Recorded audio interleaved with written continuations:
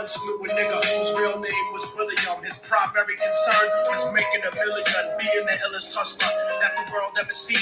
He used to fuck movie stars and sniff coke in his dreams. A corrupted young mind at the age of 13. Nigga never had a father and his mom was a fiend. She put the pipe down, but for every year she was sober, her son's heart simultaneously grew colder. He started hanging out, selling bags in the projects, checking the young chicks looking for hit and run prospects. He was fascinated by material objects, but he understood money never bought respect. He built a reputation because he could hustle and steal, but got locked once and didn't hesitate to squeal. So criminals he chilled with didn't think he was real. You see, me and niggas like this have never been equal. I don't project my insecurities on other people. He feeded for props like addicts with pipes and needles, and so he felt he had to prove to everyone he was evil. A feeble-minded young man with infinite potential, the product of a ghetto-bred capitalistic mental. Coincidentally, dropped out of school to sell weed, dancing with the devil, smoked until his eyes would bleed. But he was sick of selling trees and gave in to his greed.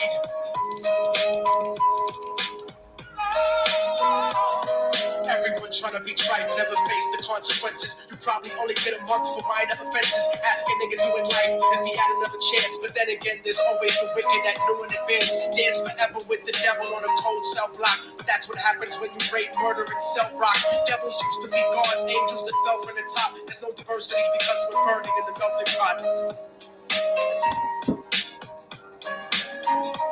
So Billy started robbing niggas, anything he could do to get his respect back in the eyes of his crew. Starting fights over little shit up on the block. Stepped up to selling mothers and brothers to crack rock. Working overtime, making money for the crack spot. Hit the jackpot and wanted to move up to cocaine. Fulfilling the Scarface fantasy stuck in his brain. Tired of the block niggas treating him the same.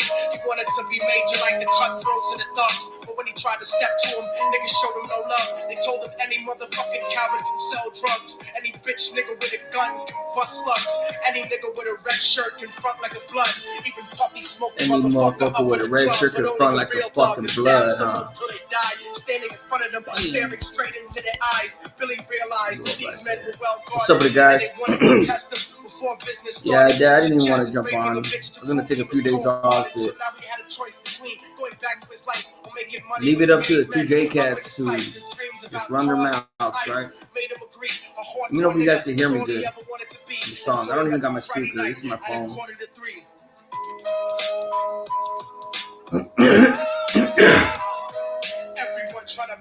I didn't bring my speaker or some of my stuff because, like I said, I didn't even plan to jump live. But that's what happens when you rape, murder, and sell rock. Devils used to be gods, angels that fell from the top. There's no diversity because we're burning in the melting pot. Jimmy, what's up with my boy? PNG Media News. You already know, bro. I said she's probably way gone by now. Sorry for being late. I was trying to remember how to change the emblem right there. For those of you guys that don't remember, this was my original emblem. That skull right there with the bars, that was my original one.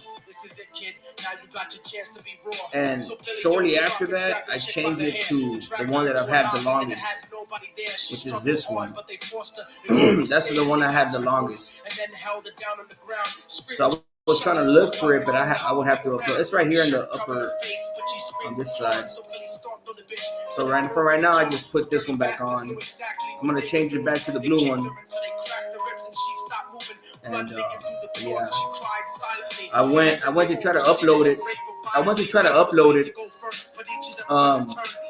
And that was the one that popped up from like my old files and everything. I was like, damn, I didn't even know I still had that shit. That was a long ass time ago.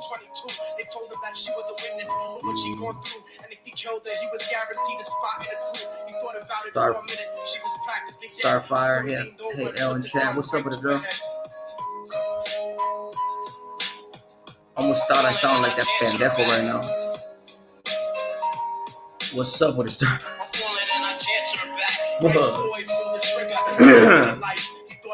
Skylar, what's up with the Skylar? Skylar, Robin Negas, what's up with it? Semi Rob, Jimmy, if you put a number up, like I like how I sounded earlier. You want to put the number up? They don't want you to put the number up. I used to take calls all the time, man. I took a call the other day because somebody was trying to smut fucking Triple P up and shit. It's not that I necessarily got tired of the trolls, because I could hear before I accept the call, I could hear the names, and sometimes they say a regular name and they come in like, hey, fuck you.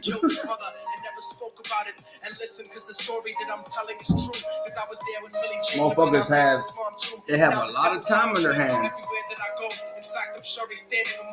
I would say I don't see the point, but I do see the point. If you're a fucking troll, right? Hey, what up, bro? What's up, Vic? Skylar, on my channel, you don't have to put at. I appreciate it, but just if you're talking to somebody else, yeah, put at if you want.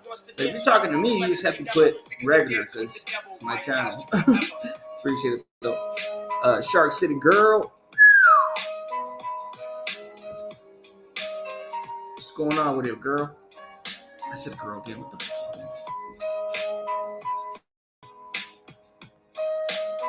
I must have watched them pendejos too long tonight. I am not enjoying not having my damn speaker. Shark City Girl, what up, come girl? Why you cut your haircut on, sugar? Because the haircuts are $40 a piece on me, and every morning just to like comb my hair and fucking, you know, like I wasn't even gonna cut it until like next month, for real, when it got a little warmer. But I was going through I was trimming the back, lining it up, and I went zoop. I went zoop, and I messed it up. I was like, whatever, bro. I already wanted to do it, so I was like, fuck it, man. It happened it was an accident, but whatever. You know, like, it is what it is. Plus, I'd rather have no hair. Shampoo products and all that, uptake. And then plus, all my gray ass hairs on the side and shit, like, I've had gray hair since I was like 21, bro, like, for real. And I was getting out of control on my sides and shit. I seen like 3 big ass gray hairs in my little a local pete. I was a man, come on, check this shit. Hey, the music's not bumping heads with my sound, is it? Like, let me know, guys. Let me know.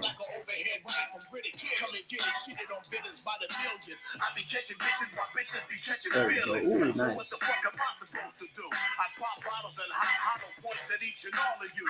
Oh, this bastard. Too much acid. Wax a million. What's up, my boy? Robin Nega. Hazel Low. Oh, Hazel. Oh, what's up, Hazel? Hazel, I still have some of your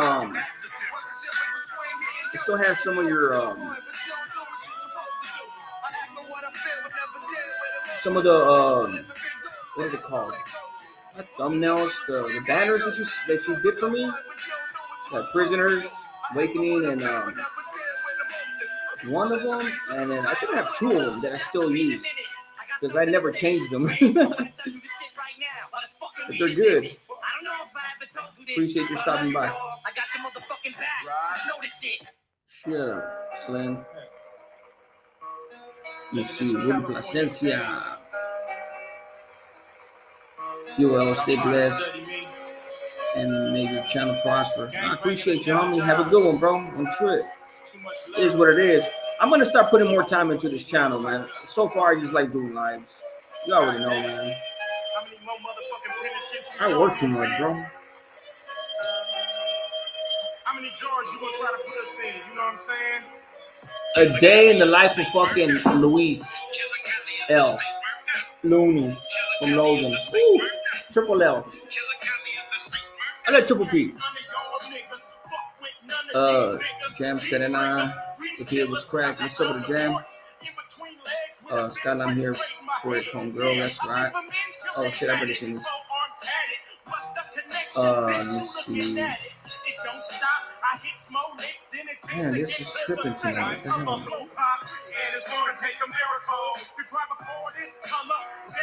I submitted my boy. Keep doing the thing, yo. Here's a cold one on me. That's right, my boy. Appreciate that.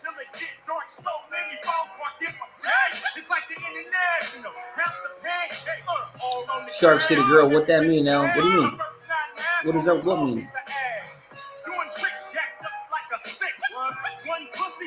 Oh, when I said damn, I was like, damn, Shark City Girl's here? Yeah, because I'm glad you're here.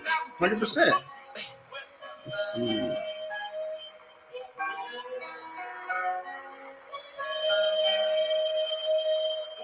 I've never had nothing against you, Shark City. For real. I'm gonna take it the long way. I guess I don't say it often, right? But I mean, at least when I was growing up, when somebody said "damn," it wasn't a bad thing. I think that's what I said. I'm pretty sure. But, it's not like I'm fucking wasted, right? Yeah. I swear I'm killing every nigga standing outside. Living them mad with my double barrel soda. I'm smoking everybody nigga bitches in the house. Stretch your mind broad daylight. I appreciate you for dropping what you did the other day on my live. Appreciate you, Shark City.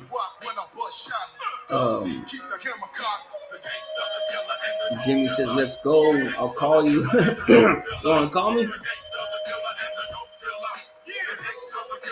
I'm gonna drop you my number, my personal number, bro. Here you go, bro. Hold on real quick. Alright, man. You wanna call in? See how many trolls we get.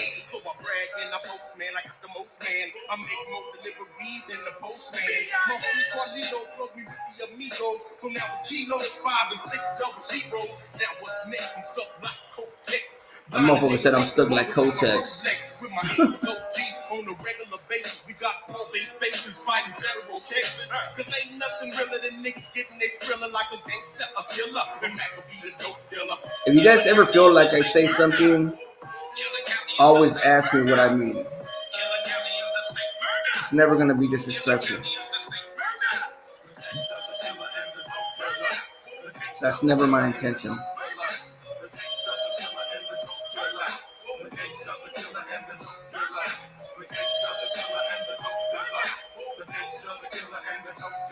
Okay, I think somebody told me too, when I take a hit of a cigarette, that it doesn't seem like an inhale. Like I wish I did an inhale. I don't. The few times that I smoke cigars, I don't inhale. I can't go here. I can't go there. I feel institutionalized. So when I go, I'm on the street. I think I blow it out fast because I take big hits.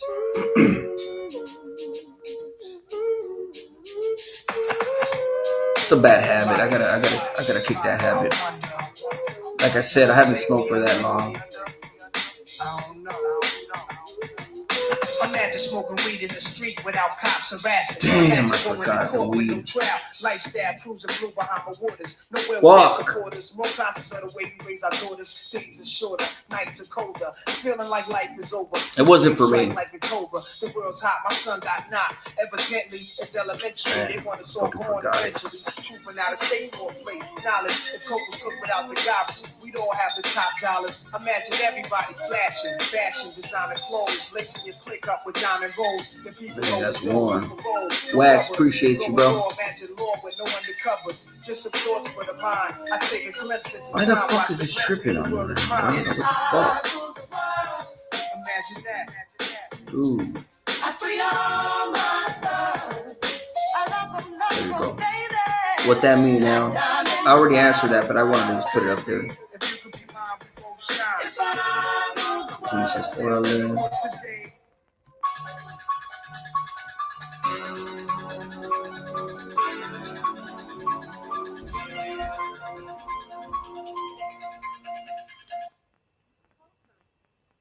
Jimmy. To accept, press 1. To send What's up with it, bro? What's cracking, homie? Some old ass feet that somebody has. I don't know Yeah. who, but ain't nothing but The bottom of your feet. the bottom of your motherfucking feet. What's up, bro? That's right, bro. None chilling, my boy. I had to call earlier, you know. Yeah, and I heard your call, man. That was cool. Everything you said was cool as shit, bro. I was like, that's right. I was like, add this, add that, but it's all good. It was perfect though, bro. No. Yeah, no, I see when I was talking about I know this I seen one of the messages too where one of the homies was like, hey, like finally most of the stuff that people when they say certain stuff, it might go over certain people's heads. Yeah. Because they don't understand. But some of the things that some of the callers say, a lot of us do get it. You know, like one of my main things was that they get me mad because around the time that this fucking bitch did his the briefing bullshit, I was in prison myself a couple years, like 2 years after that, and so I remember going to the and I seeing the homies they're stuck. Yeah. You know how they said about dead weight? That is true. Yeah, yep. That's very true. Stupid ass dudes getting validated for fucking drawings, homie. Getting validated for drawings. Like you're useless, homie. Like the fuck. Yeah, okay. Now there's people that go to the shoot validated that do they might have it going on the street, but that's very, very uncommon. Most of the people are stuck there, and you were there yourself. A lot of those people didn't even go to store. Yep. You see what I'm saying? And I'm not saying that to knock them. I'm just saying that what Slugger said is true. And what other people said is true. When you hit the shoot and you're validated, you are dead weight. You are no longer an asset to the organization. You get it? You know, you have no use, homie. You're there stuck with no means of making money. You know what I'm saying? Like, yeah. So this fool John, when he locked it up one more time, everyone was still slammed down in the chute. No one was kicked out yet. Everyone was slammed out in the chute. His fucking legends that he fucking professes to love, that he told on, they were slammed down themselves. So during that time when John did what he did, it wasn't like he couldn't get people in trouble. He did get people in trouble, 100%. Like you said, hey bro, like you said, he checked in at a time. Not only was he validated, but he checked in at a time where even somebody that wasn't validated, that wanted to go to the side, they had to spill their guts. Somebody they had to say something. And later on, it ended up changing, homie, to where you don't even have to say nothing to go to the side. But that was years later, you know, after the hunger strikes. Yeah, that was years later. Yeah, that was like around maybe like 2010, 2011. A lot of people started dropping out, and all you had to do was like, hey, my life is in danger type shit, right? Yep. Okay, but what John did, like to go a little bit more deeper into that, I got a little bit of time right now, so I'm gonna do your thing. Do your thing. Who's listening? Yeah. Okay. When you did what John did, so people understand what is going on, this is what they tell you. They'll give you a packet. It might be 100 pages, 3 pages, 40. I don't fucking know. But anyway, they tell you who initiated you into your gang, and you must say names. All right, cool. Who did you do your crime with? Oh, so and so. That they can verify because they know who you committed your crime with. Okay, John said that he was validated or whatever. Listen to this, guys. What he's telling you. Okay. Listen to this. Yeah. When John did that, this is what they asked him. Okay, you were leadership in Folsom. Okay, who else was in leadership with you? Who else was? Hold on, papi. Who were you sending money to? Who were? Huh? No, go ahead. My son was calling me. You're good. You're good. Yeah, whoever. So they'll ask you, who were you under? Who were you working for? Who were you sending money to? And you gotta say all this. Okay, you did a pegada. Okay, who ordered that pegada? He said he did pegadas with legends. Okay, cool. That was a lie. So look. The one that he's talking about is Crow from Blas. Before he was a maid. So he wasn't a legend in his eyes back then, homie. You know, so he's trying to stretch the truth, saying that I did pegadas with legends, bro. He wasn't a legend back then, homie. You did a pegada with the regular camarada, but you trying to stretch the truth like you did. You went on a Hollywood with a senor, homie. Shut up. Yeah, go ahead. Okay, okay, going back to that, you brought it up. Okay, with Crow, right? Yeah. Okay, I know. That's why I asked if you know Little Man from Black. That was my homeboy right there. Okay. Now, so when John checked in and they gave him those papers, they said, "Who did you do the pegada with?" So he has to name who he did it with. Okay, this is why this is so important, because when you're doing what John did, it's not like how Lucky just said, where you say, "Hey, my life is in danger," or "I got stabbed, that's why I can't program no more." That's not how it works. With him, it's different. Okay, you did that pegada with who? You tell them. What happens when you do that? What happens is that they do a 1030. So Crow from Plus, if that's who it was, he got a 1030 saying that John admitted that he did that pegada with him for a certain reason. 100%. And you can't lie, and this is why you can't lie. Not only because they have the paperwork, but there's other people there that are doing the same thing that you're doing. They're checking in. So they are validating some of your stories, and they compare them. If you lied or if you didn't lie. In his case, he couldn't lie, or else he would have stood stuck right there. So this dude did 2 full years. Exactly like you said, they have to check the veracity of your statements. If they're not verified, they're not gonna let you out. How many you're going to be stuck in the THU? Period. Homie. Yes, okay. So this is my thing with this dude. When he lies like that, it gets me mad. And I say, and it does get me mad, bro. Why? Because I know it's like they said, okay, so a youngster listens to this lane, right? So they say, okay, this sounds pretty cool. Because John tries to come off as like, oh, he's obedient, really. And at the start, you might be like, yeah, he does sound female, you know? But once you start like catching on to all his bullshit, that's where it starts like kind of like eating at you. For instance, like when he says like, people watch me for prison and people watch other people. And they look at the other people like Lane and me, they cheer me on. Like, that's what he's saying. So people that are listening to him that don't know better, they believe it. Yeah. They truly believe that. They really do, bro. There's people listening to John, and cheering him on. And that gets me mad because I know that not to be true. You know, and so those are the little things that upset me with this chump. You know what I'm saying? So that's what gets me mad. But I wanted to explain how the THU works. Yes, John didn't just say, I'm good, I don't want to be active no more. No. This dude did the whole 9 yards. When he says that he's respected or that people know his situation, of course they know his situation. Exactly, bro. And I've said it before. You're not gonna see them on here, bro, saying that he did this, that, bro. The ones that he told on, he counts on the fact that they can never be on YouTube, putting them on blast. So he's comfortable with that. Okay, but with this fool, it's so bad that a dude that is part of a organization did come on here and expose them. Literally. Yes, like, Scoops. This fool is an active. Two Scoops. Yeah. He's an active member, right? He comes on here and shines the light on this dude of who he truly is, right? That was a kill shot, bro. So when he says, of course. That's why and so these are the things that he does that I know. When he says mind games and all that, I used to do that. I've been down as a kid a bunch of times. And we play mind games. We will try to get over on you. If you let me get over on you, we're gonna try to do it. 100%. I don't act like that no more. But these are the qualities that John has. You know, he still believes that he's young and he can still run game on people.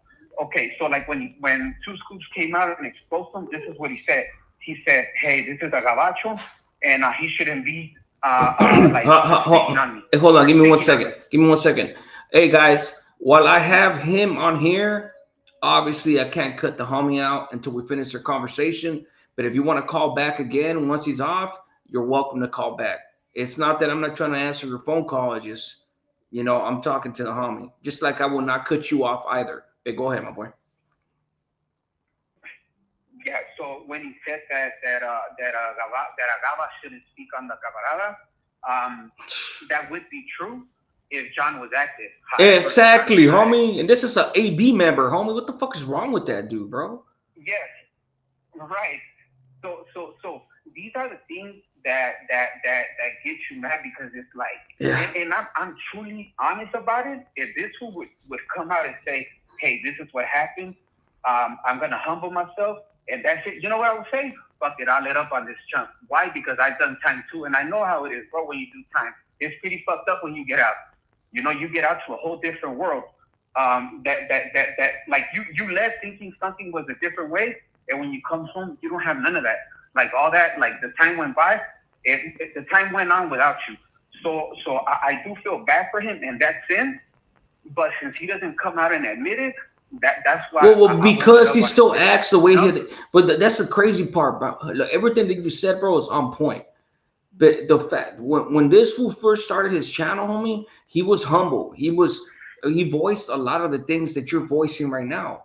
But that other piece of shit turned him out sick to the point that right now he's just trying to fucking cover his. He's trying to salvage his money making machine, which is his channel, along with the other piece of shit. You know, he turned him out, homie. Like he's unrecognizable. You know, like. Maybe he was always like that, but at the very least, that's what he is like right now. Your actions speak louder than words, obviously, you know. But you're right, homie. Like this fool, like I don't feel sorry for the fool at all, bro, because he knows exactly what he's doing, bro. Exactly what he's doing. Yeah. So and then like for instance, Runner, we have let up on his bitch ass, and I say we because everyone participates in it. Mm-hmm. We're doing a smash out. You know what I'm talking about? You know what I'm saying? Yes, sir. And it's John right now. So it's John right now. He's literally like walking out the door while everybody's beating on him. You see what I'm saying? Exactly. And Runner's next. Runner's next on the smash out. But we're concentrating on John because he's the biggest liar out there. Yeah. Right now, for sure. For sure. They're both the same, homie. He wouldn't lie before, but now they're both the same, homie. Like the other pendejo has more history, but it's been a long time, so people don't remember, homie. You know, memory fades. But yeah, right now, like you said, we're concentrated on that piece of shit. Is because he's the one that the focus is on. But damn, homie, they're both two peas in a pod. Yeah, and after that, we're going after that fucking Chester Marvelous too, bro. You know what I'm saying? Yeah, bro. Cause come on, bro. Like when we say we're gonna protect the kids and the women, then that's what we're gonna do. You see what I'm saying? Yep. Yeah, bro. That's why. That was something else. Before a lot. That do something else, Marv. I used to watch you when I paroled. Yeah. I used to watch you when I paroled in 2019. Yeah. I used to watch your channel. Here and there, and I could be all right, this was cool, you know. But then I started fucking with you more when this shit happened with fucking with Explosive, you know. Yeah. And so I was like, yeah, man, we own, you know what I'm saying? That's right. And that's what fucks him up, you know. That's why when he says that we hate on him because he doesn't speak on other people, and we wish he would speak on people. Like that shit don't even make sense, bro. You say that you don't expose game. However, in every fucking video you're mentioning a pegada, someone that got hurt, someone that had a yard, this, that, and people do listen to that. And there is kids out there that will listen and be like, okay, this who's saying something cool. And then he turns around and he's like, come over here, I'll do this, I'll do that, I'll back you. I'm a killer. I used to be the boogeyman. Like I look at John and I'm like, bitch, you're no fucking boogeyman, bro. You know what I'm saying? Like, I've been around people that I've seen them. I've been around people that I've seen them and seen them actually put in work, and I was like, damn, this fucking person is vicious. But John don't give me none of those vibes. You know what I'm saying? Yeah, it's easy to pull a trigger. And from what I heard, that fool shot him in the back of the head or something. Like, and he had his homeboys with him. Yeah, well, it's easy to do that, homie. Yeah, like, it's John, you know what I'm saying? Like, John didn't do not one pegada. That's another thing people need to understand. He didn't do not one pegada. No, look, homie, no. Sorry to interrupt you, homie. What you mean, homie? Yeah. He did a big ass pegada. Yeah. He fucking held on to some feet. You know what I'm saying? That's a big shoe term right there, homie. That's death row shit. So you're like, that's where I draw the line, huh? You're like, that's where I draw the line, bro. He held on to some feet, homie. He got a death row case off that. Yeah. Fucking guy, Yeah, man. that's right. Yeah, my boy. Yeah, man. Shout out to everybody. You know, keep exposing this fucking lane and keep pushing strong, bro. I hope you prosper, your channel grows, and I'm gonna be part of it. I'm gonna be right there supporting you all the time, bro. Hey, so before you go, right? So obviously, you know, like you said, you used to watch me when I first started. I'm gonna get back to Yeah. to my content and all that. But you know, every time I try to go back, these pendejos always fucking make it hard for me. You know what I'm saying? And it's a good cause. It's a Yeah. good cause because these dudes need to be exposed, like you said. Um, and I Yeah. will, you know, and I'm always gonna rock with exposed to no matter what, homie. You know, and I'm glad he's out here, That's bro. right. I'm glad he's out here doing what he's doing, homie, because the only reason I haven't gone back is because the few times that I've had time to drop content, these dudes draw me in and things like that. But I'm gonna transition into just like doing my content and always being there in the comment section for the homie and things like that. And from time to time on my lives, talk about it. You know what I'm saying? But esos güeyes, güey, like Yeah. they're fuck, my like they just no entienden. No entienden, bro. It's like, Yeah. you know, and then they pretend to be Hey. raza and all kinds of, man, it's crazy, homie. Like the audacity of these Yeah. dudes. But Yeah. yeah, appreciate you calling in, my Okay, boy. so John also. Yeah, go ahead, go no, go Yeah, ahead, go ahead, go ahead, go ahead. John did say that he said, "Oh, as Raza, I'm here to represent us, whether I like it or not." That's what he said. Nah, bro, you don't represent nobody. You're not Mexicano. You are not Raza. As far as what you said, yeah, I know you want to get back to your content, but I'm gonna tell you something right now, El. And I know you know this because you've been around. John right now is literally prepped and cooked. He literally like that's it. He's done, bro. Yeah. If you let up or anyone lets up, he can get away with it. But right now, he's through, bro. That's it. No more. And that's what happened with Gunner, homie. I let up. I left. I cooked that dude. He Yeah. lost 1,000 Yeah. subscribers. That's why he fucking bought subscribers and he can't get a plaque because of me. You know what I'm saying? And then when my first channel got fucking hacked and deleted, homie, I left for a few years to try to concentrate on my personal life, homie. I was still in Yeah. tune like once in a while, you know what I'm saying? But nothing consistent like I've been Yeah. doing since I came back. But no, I hear what you're saying, bro. Like, and that's the only reason I keep doing this, homie, because man, people tell me all the time, hey, bro, look, man, I just want to see your content, this and that. I get it. I'm gonna get back to it. That's gonna be it's right there. You know, it's right there. It's not going anywhere. You know why? Because it's unless I go 6 feet underground, it's always gonna be here, meaning what I have in my mind. Because it all comes from my mind, bro. Like, you know what I'm saying? Like my experiences, just like you, I'm sure you have your experiences, my boy. But yeah, bro, that's right. Yeah, I choose to start a channel and then like that because I'm shy, bro. Like straight up, you know.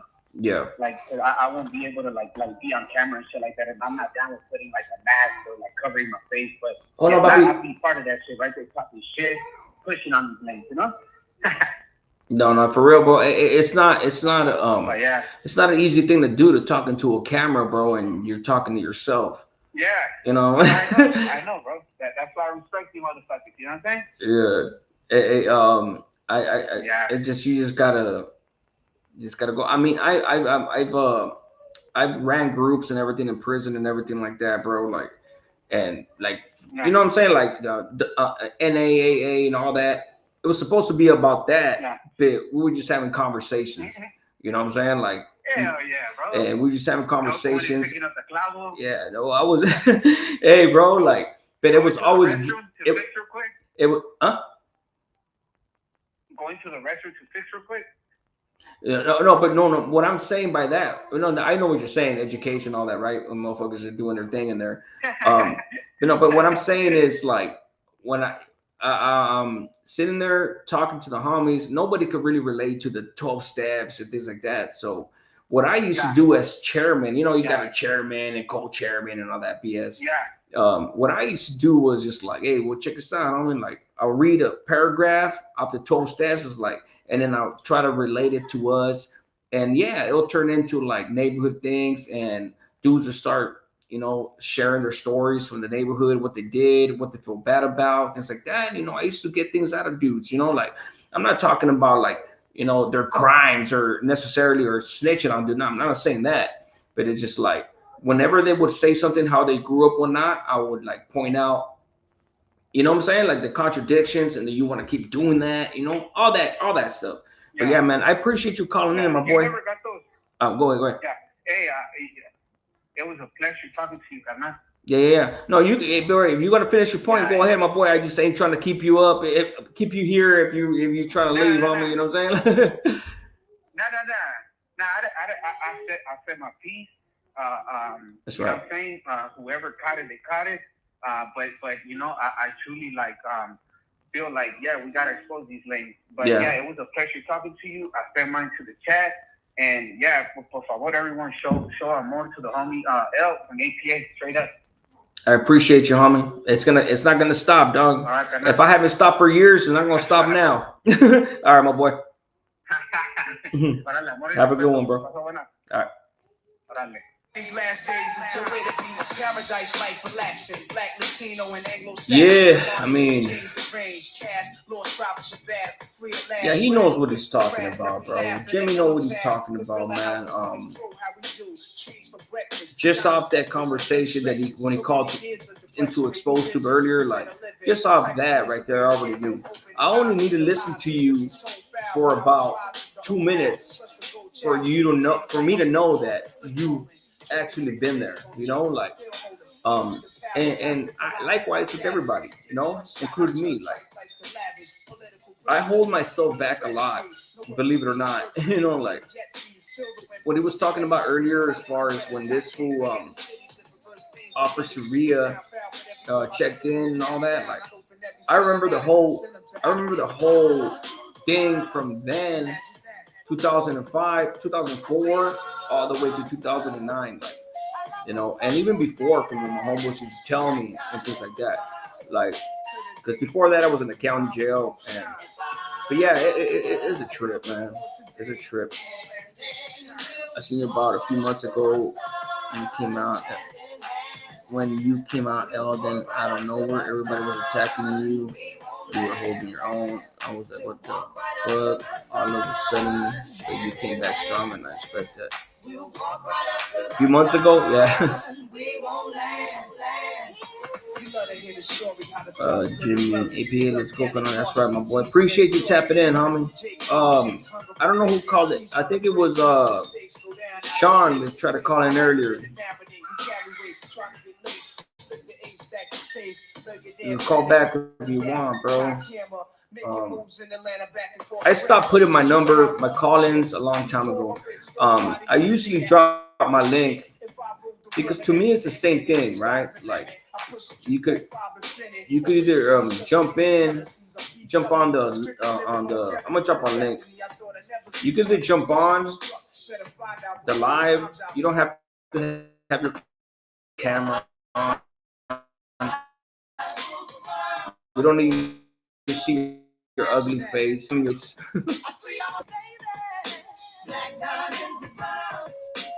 I know some of you guys don't like looking at my face. That's the link right there too. Let me go ahead and turn that off right there.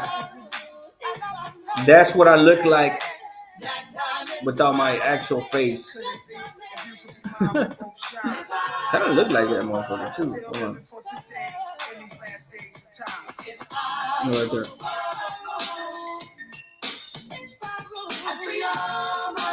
Just with skin.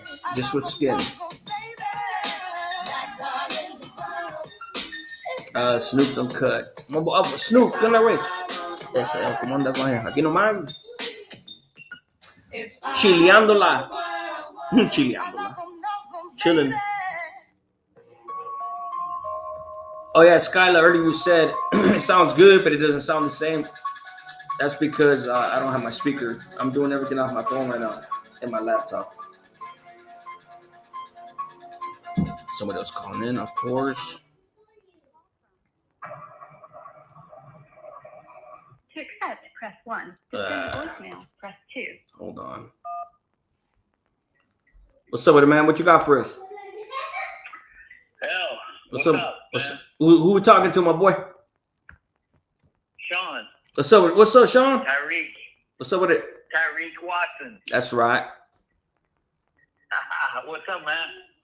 Just right here, homie. What you got for us, my boy? Appreciate you tapping in, dog. No. I'm just tapping in.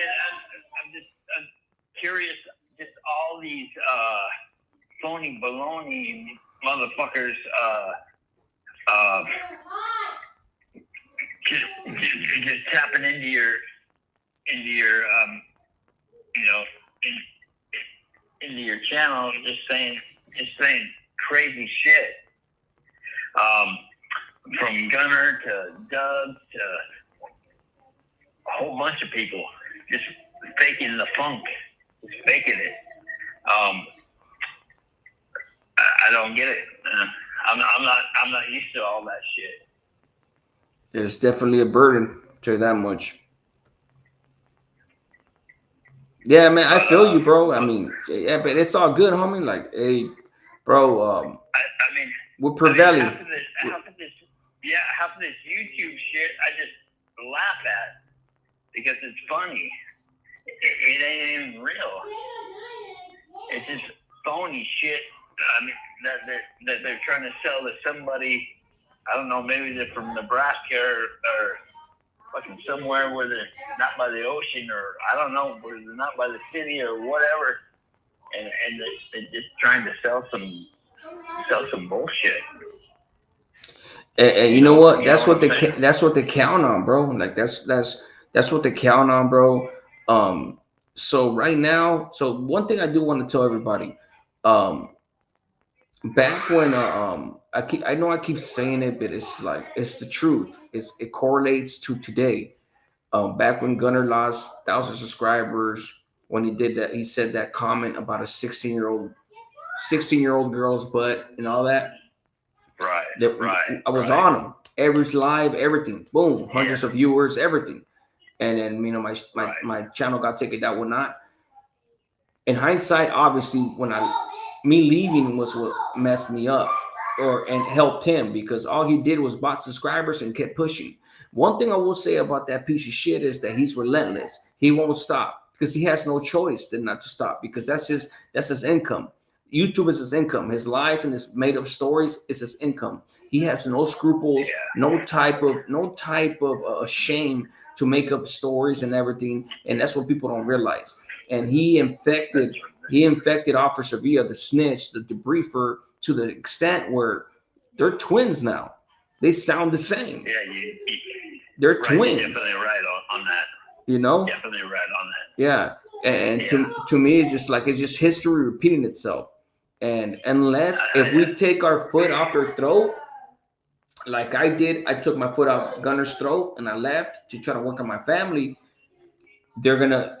Memory's gonna fade. They're gonna count on new people that don't know what the hell. They're just stumbling into this new channel. They're listening to him. They're like, oh, this guy seems real. He's funny. Boom, boom, boom. And the other guys, oh, he's been to prison. You know. So this is the game that they play. They keep lying, and counting on the fact that new people are gonna come in every day. People know that we're full of shit. I mean, as far as what they're thinking, some people may think that we're full of shit and know that we're full of shit. But for the new ones, we're always going to have new subscribers. We're going to have to buy subscribers if we have to. And the game keeps going and going and going. So right now, they got the foot on their throat. And unless that stops, they're going to keep getting mad like they have been. Right. I've never been to prison. Supposed to. I had a lot of family members been to prison. And yeah. That's great, homie. That's great. It's not what that you haven't been to prison. I mean, that's great that you have not been to prison. Yeah. But I've had multiple family members that have been there, and it's not what they're saying. It affects. I mean, when you got a family member that's been to prison, it affects everybody in that whole family. It weighs on you mentally that you got somebody that you care about that's sitting up there in a cage, and doing time. And these guys act like it's they glorify that shit. There ain't nothing to glorify, and glorifying in the streets, there ain't nothing to glorify. I had two brothers that were killed in the streets. My little brother was 14 when he was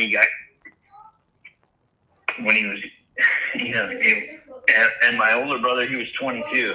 So there ain't nothing about prisons. There ain't nothing about being in the streets to glorify. And these two goofballs, they think that they're doing that shit. They think that it's cool, and it ain't cool at all, because there's people that are left behind that are picking up the pieces and scrambling, picking up the pieces and going, how are we going to survive without these people in our lives? That's what I'm getting to. No, yeah, I know. I understand, bro. I understand, bro. I feel like it ain't cool to. I mean, tell your story. Yeah, that's good to tell your story, but don't glorify it. He thinks he's bad, bro. He thinks he's bad. Like Yeah. He did something. Like, what the hell? But at the same time, this dude is so delusional that when he's drunk, he's a badass. He this, kill you. And then when he's sober, he's a conservative. Like, what the hell? Like, he's delusional. Because when I was 19 and my little brother was laying in the hospital, I had to go identify him. And laying there in the hospital, they didn't clean him up. He was how he is when they brought him in. That's still in my head. And that happened in the mid-90s when both of my brothers were gone in the mid-90s. And when that happened to my little brother, he was 14. When that happened to him, that still affects me. And when I hear these two guys talking about glorifying how they did this and did that, no, you ain't got no heart. You ain't never did shit that my little brother had. My brother was he was 14 years old. He did way more than you two ever thought of doing. So don't even twist it like that. It's just sad. no, I don't know how people glorify that shit and thinking that it's cool. It ain't cool running around being in the streets offing people. It's not. Period. It ain't cool. No, at all whatsoever, man. That's I know earlier when we were over there on Exposed Tubes Live. I mean, I don't know if you were there, but I think a lot of us were. He said that he don't want to share his part of the reason why he doesn't share his prison stories is because youngsters are gonna do they're gonna glorify it. I get it, youngsters are gonna do what they do. You know what I'm saying? But that doesn't mean we have to stop trying, because that's the sole reason why I started APA. And I knew, like he said, he's not wrong. I knew that there's gonna be dudes youngsters that are like, oh, that's right, that's right. But that's why I always make sure, like, not to glorify it and completely disclaim this disclaimer type stuff, like, this is not the life, stay out of it. And actually somebody just came on my channel like a week ago on my live, whose son actually, like, took inspiration from my videos. A bunch of my subscribers took inspirations out of my videos by way of their sons. Like, their kids actually, like, they used to use my videos to tell their kids, like, hey, listen to this. So, but yeah, I mean, unfortunately, man, there's gonna be a lot more that are gonna listen to those stories, and I feel like as long as you let it be known that this is why you're telling these stories, that you at least that's your intentions, But yeah.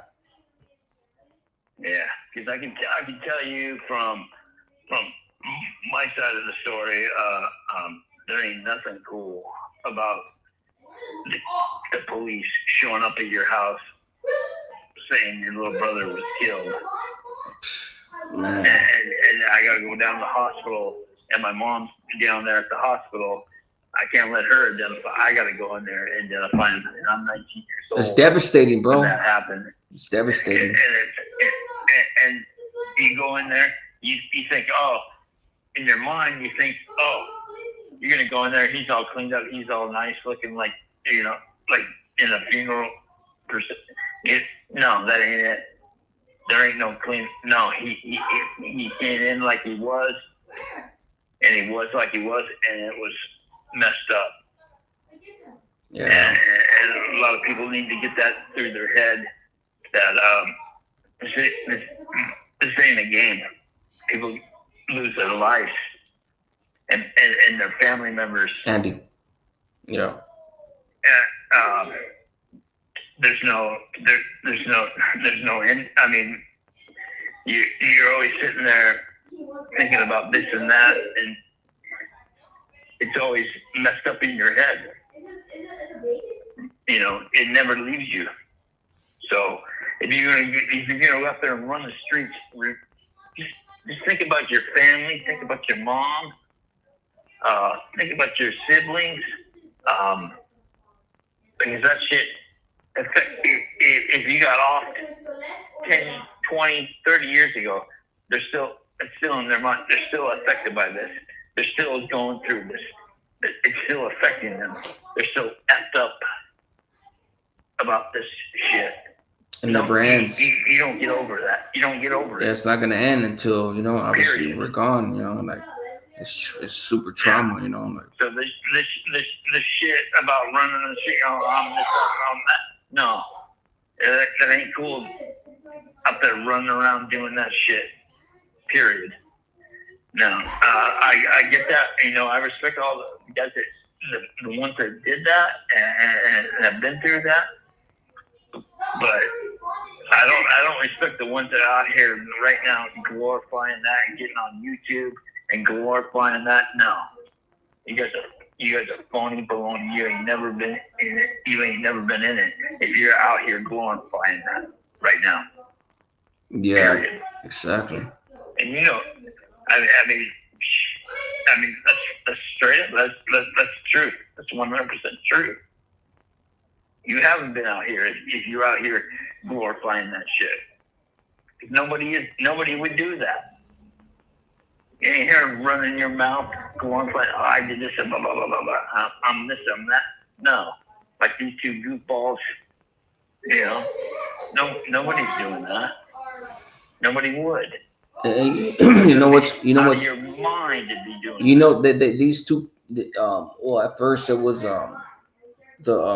the runner that when I first started my channel, he hated on me from the beginning, and he turned a bunch of people against me with lies. You know me, like I don't get down like that, you know. But he had already been on here before me, and that's how he was able to get into people's ears, unbeknownst to me. You know, this is how it happened. With the help of the Triple OG. That's how he orchestrated the whole thing behind the scenes. You know, every single one of those people that used to rock with him, got at me and told me, every single one of them told me the story. One, maybe lying. Two, maybe. Three, maybe lying. But all of them, every single one of them that used to fuck with him, they told me all their stories and all correlated and all matched up.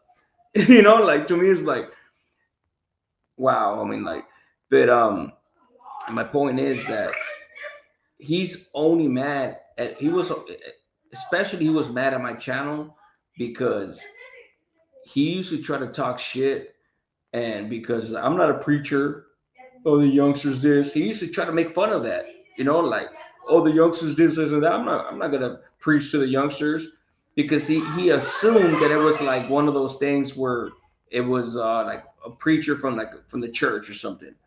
But you could do both. Right. I mean, you could tell your experiences and let the youngsters know if you could articulate it. And he hated the fact that give me 1 second.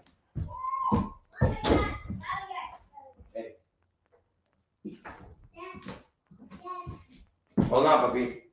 Stop screaming. My bad, bro. My son over there screaming. Hey, he always talking about, oh, he has his kids in there. I really got my kid. You know, like that dude right there. Right. Yeah. So that's how he hold on, puppy. I'll be right there after this. So yeah, that's how he he's seen the success, I guess, in his eyes, not my eyes. If I succeed, which I did, and I'm having an influence on certain dudes' kids, teenager kids, whatnot, and I talked to a few of them. But his succession, I mean, his me succeeding is different from him succeeding. Him succeeding would have been lying to people and being able to articulate for the youngsters to make money. That's all he cares about. It's money, money, money, money, money, money. Whatever makes money, that's what he wants, you know. And I remember he used to try to clown on me and everything, and I was like, what the hell? And then once he seen I was successful, that's when he went in on me and everything, bro. And everybody knows the history now, but it's just like, man, he's a despicable human being, bro. He really is. Yeah, he is. And I remember your podcast from from a couple of years ago. I was I subscribed to your channel, and I was in there, and I lost my phone, and then it went away. You know, I couldn't remember what channel you were from and everything, and then I couldn't remember the gunner and everything, and then I got it connected, and then later on, I said, oh, that's who he is. Yeah. You know, because he changes his appearance. He's like a chameleon. He fucking changes his features. He's got the long Steven Seagal fucking fake ass black beard on. You know, looking like a Steven Seagal. Shark City. Some shit. And he's just a phony piece of shit. And so is his buddy. You know, they're just lying up here. Yeah, I mean, like I said, he turned him out. Everybody that's been around this long, like from the beginning, like it's crazy. It's night and day. It's really night and day. To see the transformation. But you know what? If you have that in your heart for money, then that dude Dubs was always like that. You know, like the two lives, the infamous lives, the one that happened about 8-9 months ago. And then the first one that happened about over 3 years ago, both of those lives, earlier, like they were talking shit, right? They're like, oh, we went in there. Dubs was trying to be a mediator. No, shut up. You were trying to stop me from exposing your buddy because it was interfering with your money-making machine, and they couldn't shut me up. They could, and I wasn't even going in on them like that. My point is, I was doing damage. And they try to buy me out. They were like, hey, bro, like, look, you make more. And they said it several times. Why are you talking shit? You will make more money with us than to go against us. I never give a hell about the money, homie.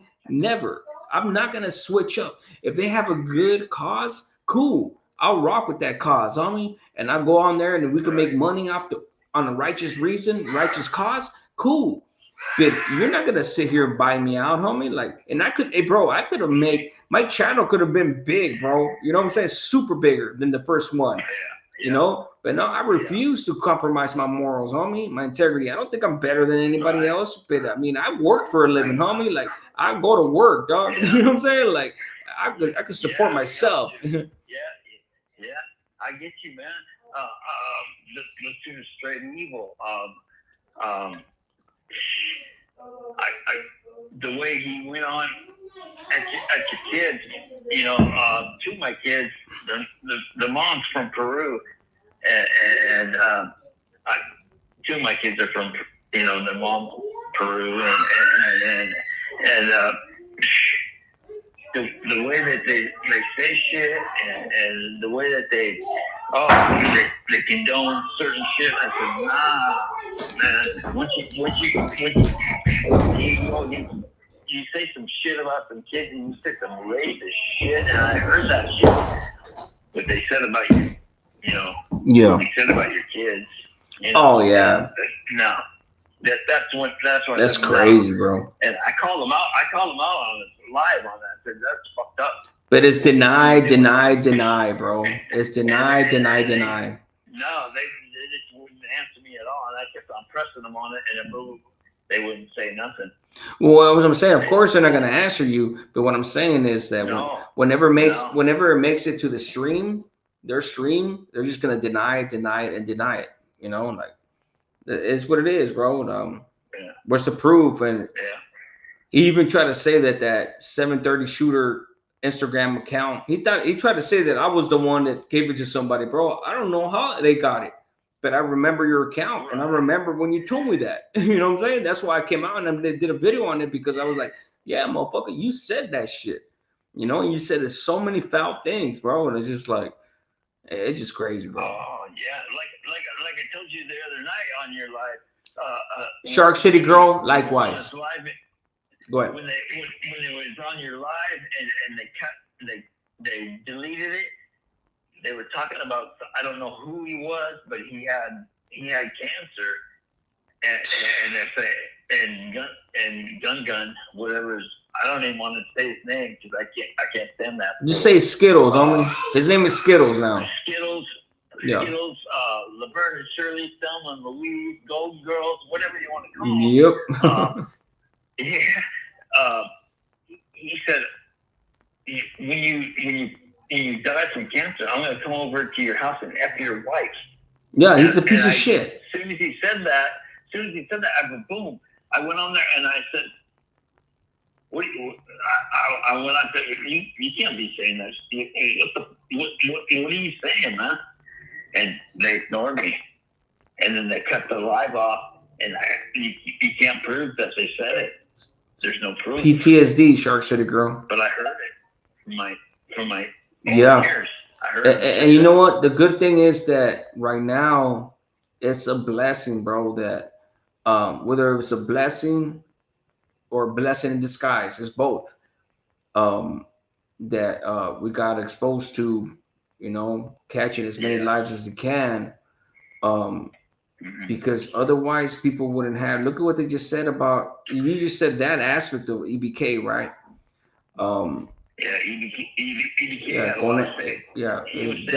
That's what he was talking about. That's what he was talking about, as you know, cancer. He's the only one that has fighting cancer, homie. Straight up. And like I said, they're despicable human beings, bro. They really are, bro. You know that, L. They are. It's like, you know, but you know, there's people that are evil that will live 100 years, and people that are 32 pass away. You know, like, it is what it is. I mean, God does what He does. You know, I can't pretend to know on what He has in store for us. You know, my little brother, he got put on when he was 12. And he passed away when he was 14. He had more heart than those two ever thought of having. He did more shit. He was, you know, my brother wasn't an angel or anything like that. But you know, I don't condone whatever, you know, what he did. But these two guys are phony baloney compared to my little brother. My little brother went through some shit. My brother did way more shit than they ever thought of doing it. They would shit their pants, probably, bro. But if they got the chance, homie, if they got the chance, bro, and they could disrespect your family, homie, your brother and everything, they probably will do it. Yeah, they would. You know that. Yeah, but, bro. Sometimes it's a small world. Sometimes you revolve in this small world, and boom. Sometimes you run into people that you ain't never thought you were gonna run into. You know? Yeah, for sure, bro. You know, 100%. Gunner should, if he's listening, hey Gunner, what about Lincoln City, Oregon? You know, the casinos. Who do you think you're walking past? You know, who'd you bump into in Lincoln City? And you go, oh, who did you bump into? I'm just saying, you could have bumped into some people that he didn't realize he was bumping into. Yeah, bro. Look, bro. This dude, bro, is just so much. It's years worth of stuff that you don't even know where to begin to unpack. every single every single lie, every single discrepancy, every single hypocrisy, what have you. You know, like these dudes are just out of control, bro. And the other dude, the Officer Villa, that dude is like he's completely brainwashed, bro. You know, it's like being bit by a vampire, homie. Like you know what I'm saying? He's completely infected. You know, but then again, it was always in his DNA. It was always in his DNA. Always in his psyche, homie. That's so. This dude, Dubs, tries to say that he was in a mesa, this and that, and then he never says. He never says. Assuming he was, and he was a shot caller and all that. I already know the type of dude that he was. He was one of them power hungry vampires that got caught in a wreck from trying. I bet you this fool was the type of dude that would be quick to send dudes who could get stabbed. He said on his transcripts that he called over 40 stabbings. Yeah, sounds about right. You're a power tripper, homie. You're a power tripper. Right. You were quick to pull the trigger on dudes. You're a bum, homie. And when the heat came to you, and you were gonna get stabbed for your transgressions, for the calls that you made, what did you do? You bitched up, you tucked tail, and you left, homie. That's real shit, homie. That's real shit. He's acting like a cell warrior. Yeah, bro, and yeah, you know, he still tries to glorify the fact that he was in a position of power. He used to work for the Legends. No, man, but that's why the Legends wanted you gone, bro, because you probably were the downfall of a lot of righteous camaradas. You know what I'm saying? And when the shit hit the fan, you couldn't hang, homie. You couldn't hang. Those of us that did real time, homie, and I'm not proud of it, but we know though. You know, we understand. And that's the type of dude that this fool was, bro. Straight up. Yeah. My cousin did 6 years in Mexico in a Mexican prison for having a gun over in Mexico. That's rough. And he got off light. They were gonna give him 7 to 10 years. It's rough over there, bro, because if you don't have somebody to take care of you, you're gonna starve. Real shit. Yeah. Frank Dicas, what's up with it, bro? It ain't like over here. No, this is in prison. It ain't like over there. It ain't like over here. Nothing nice. No, it was totally different. And he did 6 years over there. Over here, I feel like it's more violent, but I mean, it's not that it's not violent over there, but it's at least we have 3 meals guaranteed, you know, no matter what. Right. Over there, if you don't have somebody taking care of you, yeah, you're gonna starve, you know, like coming from me, I did 3 hunger strikes in the prison system, the 2 hunger strikes that led to the MM members getting out, all the members, organization members, you know, starving yourself in there, bro, for the cause, homie, or for any reason. It's the most brutal stuff that I've ever been through in my life. And I passed out both of those times. homie. My kidneys still give me problems to this day because of that, you know. But yeah, I see what you're saying as far as being in the Mexican prison, homie. And that's how, you know, that's why it came to my head as far as like deprivation of any type of nutrients, food. You know what I'm saying? You're going to starve, homie, if you don't got family over there. Right. And I got family in Northern California that living over the city, like a little town about 14, 15 miles from Pelican Bay, you know. Okay, so you're way up there by Crescent City. That's not even that far. Crescent City, yeah. Crescent City, yeah. I got family up there, but I'm in Seattle. But I go up there all the time, and that's another trip. Pelican Bay, you know, just the stories I hear from family members that have been locked up there. The infamous part about Pelican Bay is because they housed all the organization members there in Short Corridor, all that, right? As far as the main lines, of course, man, they were just like any 180, any level 4 180. If anything, I feel like Pelican Bay was the most functioning 180 level 4 yards. But because they're notorious because they have all the gang leaders up there, you know. You go to High Desert, New Delano, or Kern Valley. That's New Delano. Everybody knows that it's Kern Valley now. I remember, like, I mean, that's where I parole from, but I'm saying, like, New Corcoran, SATF, every single prison. I mean, you got New Folsom as well, Salinas Valley, Tehachapi before they flipped the whole thing. It's been a shoe as well. Obviously, you got Corcoran shoe as well. I've only been to Tehachapi shoe and Corcoran shoe.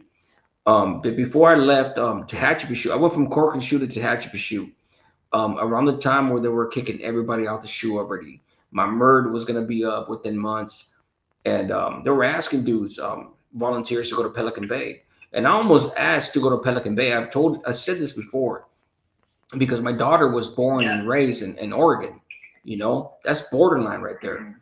And I was never able to get a visit from her because, I mean, the transportation was just not feasible, but I still didn't ask, even though I wanted to see my daughter so bad, I still didn't ask to go to Pelican Bay because I just felt like, man, I ain't even trying to put myself in a situation where I'm going to cash more time, because if they ask me to do something, I'm going to do it. You know what I'm saying? Like, depending, it's a long story, but anyway, yeah. Yeah, I know what you're saying. Yeah, gotcha. Yeah, it's just it's crazy, and what people go through there, and then you got your family members on the outside. We're all sitting out here, worrying about what you're going through in there, Yeah. And that's rough too. Yeah, like I said, I've never been in prison, but I had a lot of family members in there, and that just weighs on you. That's your family, man.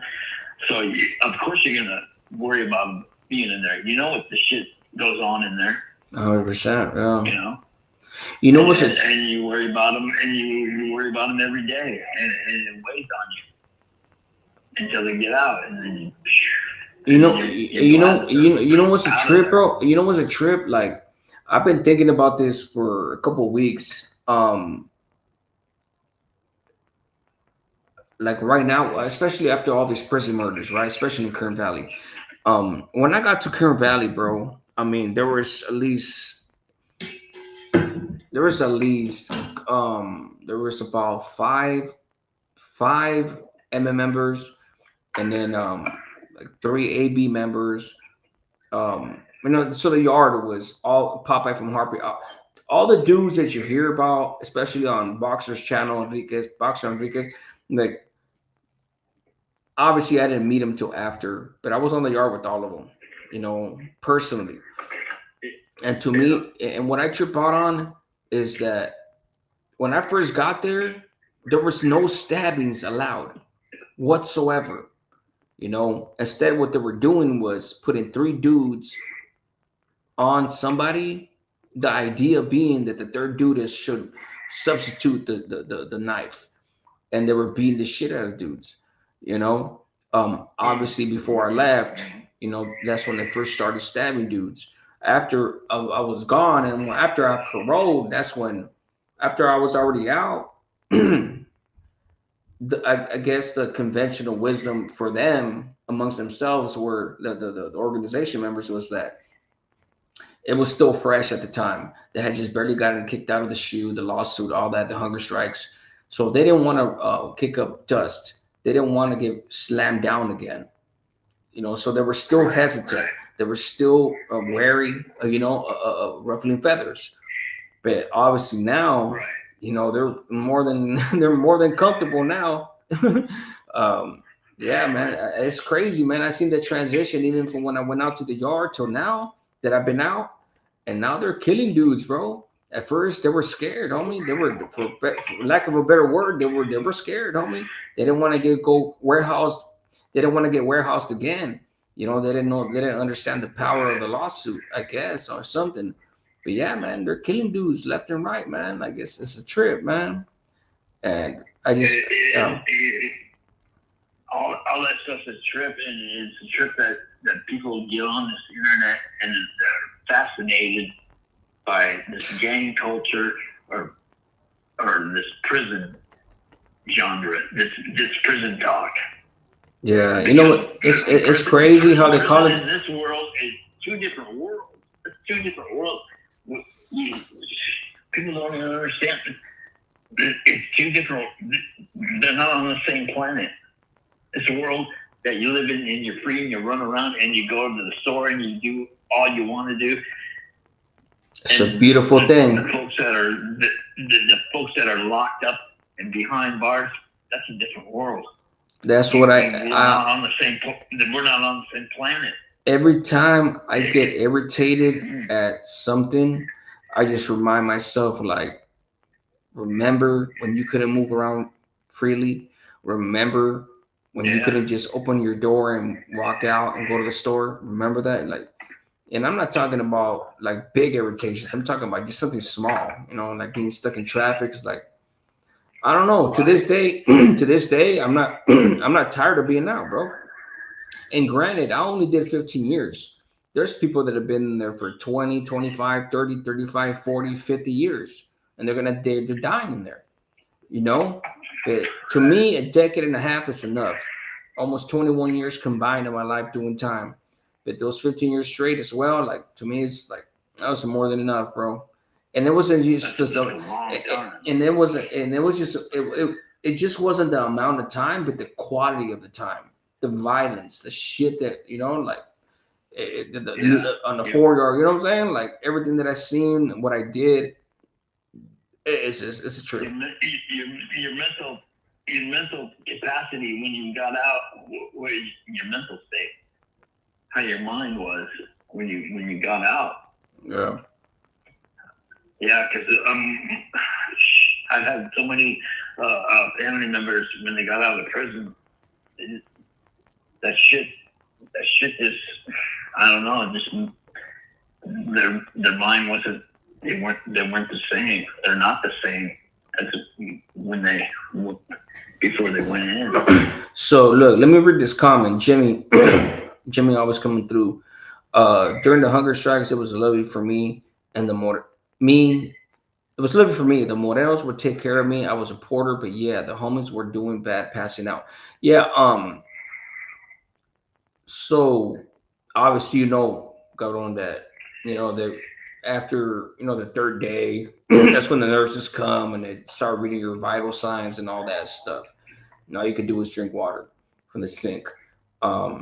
So it was the whole section except for one cell in Tehachapi on 4B. 4B, I was in 4B2, 4B2 block, A section, 4B2, one lower. Forgot the cell numbers. I was like 107 or anywho.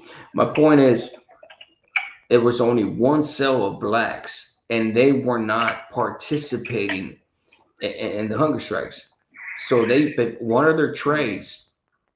They used to give up one of their trays like once a day, and we were fishing the tray in the bag, and we used to split it up between four cells, the homies, and we used to all get a little morsel,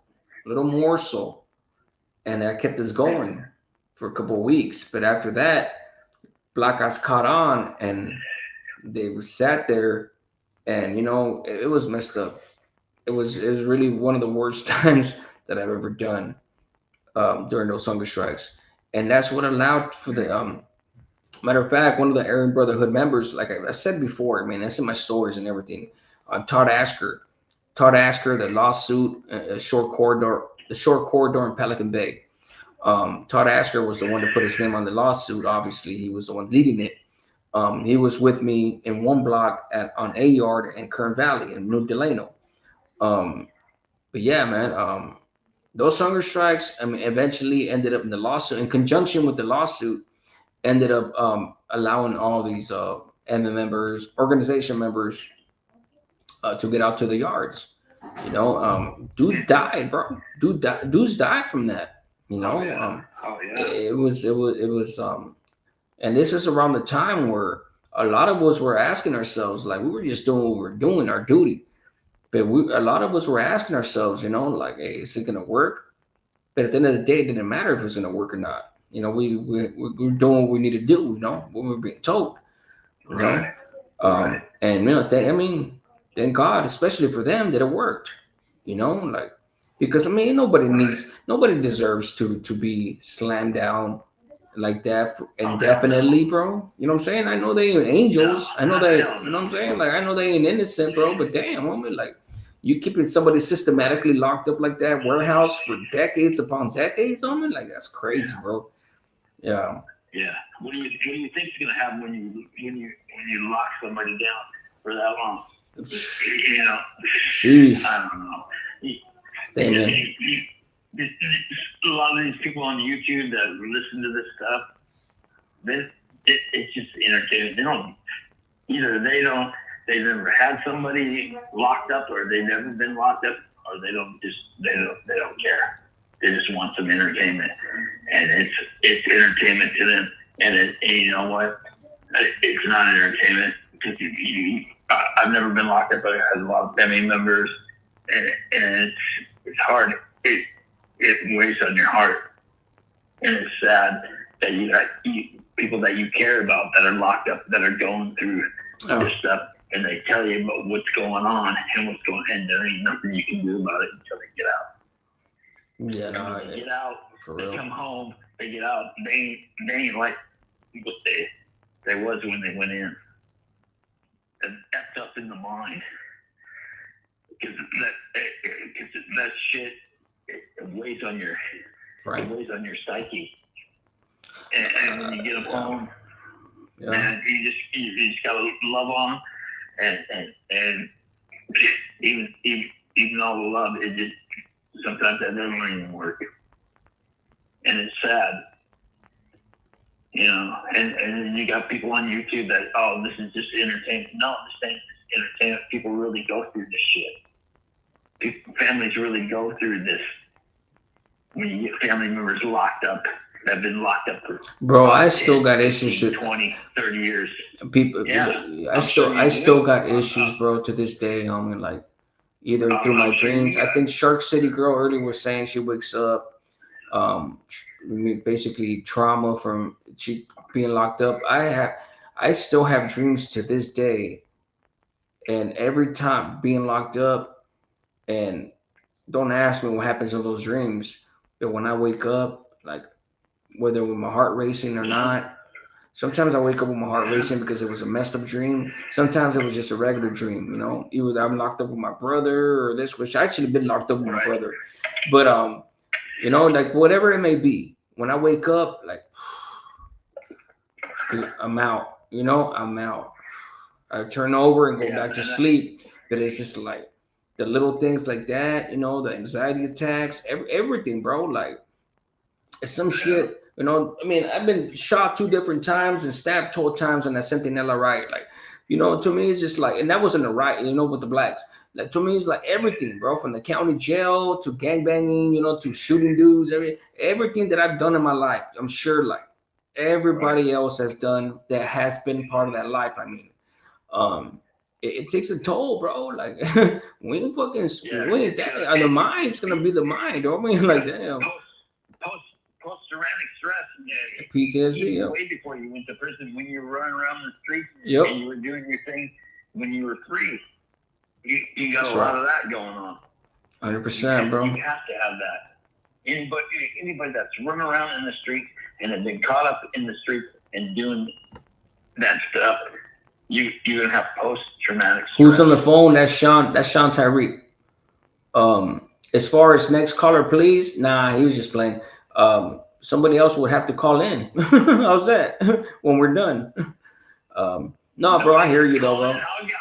Nah, you're good. No, homie. No. You're good, bro. Whenever you want to get off, homie. No, ain't nobody gonna rush us off the phone, bro. What the hell? He was just playing. Okay. You know, they're silly on the comments. Yeah. Nine when against. I first hooked up to your channel, that was a couple of years ago. I went on there and boom, right away. Hold on, hold on, give me 1 second. Niner Gang 702. Hey, fucker. Hey, get at me, bro. Hey, Niner Gang, get at me, dog. That's Sin City. Get at me, por favor, bro. On my IG, bro. We need to talk, dog. I was trying to get a hold of you, bro. I tried to hit you up on your last IG, and your number. I never got no response.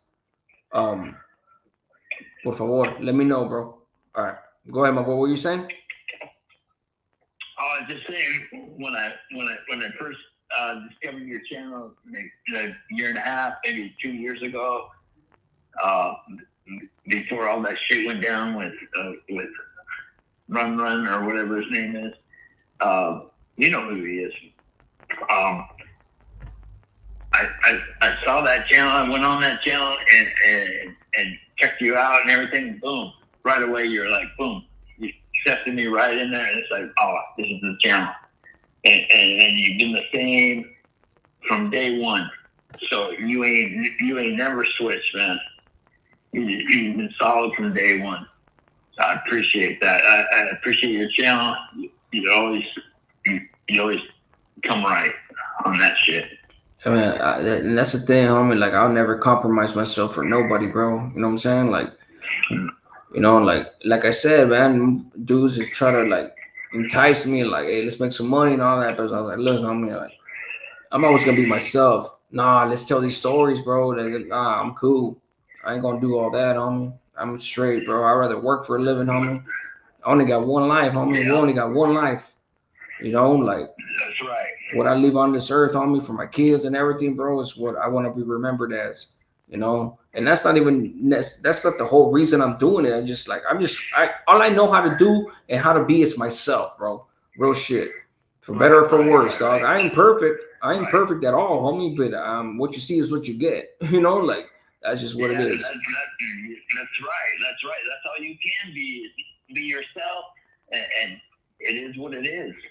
If somebody don't like it, oh well, move on, man. Yeah. For sure, bro. I appreciate you tapping in, though, bro. Real shit. All right. Let me get. I've been chewing on your ear for too long. No, you're good, bro. You're good. I appreciate you tapping in, bro. All right, man. All right, bro. We'll talk to you later, Al. Hey, appreciate your support, bro. All right. Oh, appreciate you, man. All right. That's the homie right there, man. Shout to Tariq. All right, hold on. Give me 1 second, man. I gotta go use the restroom.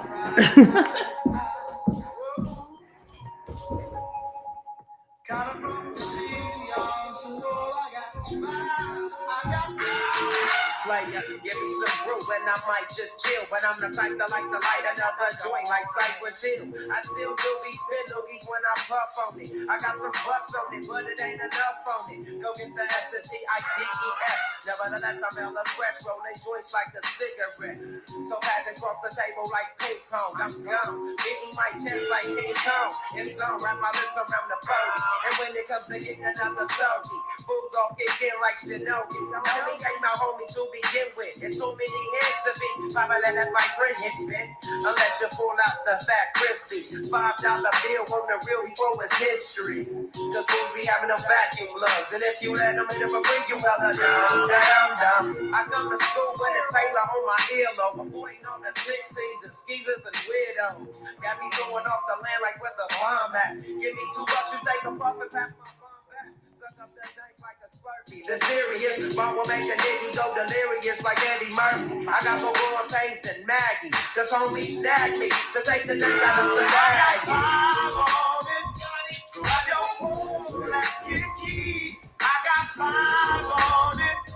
Messing with that in the weed. I got 5 on it. That was a long ass kiss. TMI?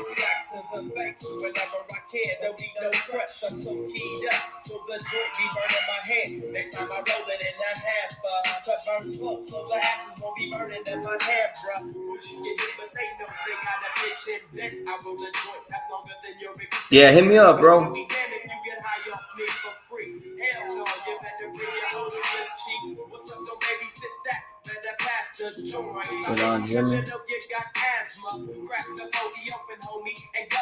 Slaughter the Soul. Ed B. L has what? L had a P. I really did. I was a long ass piss too. Sheesh.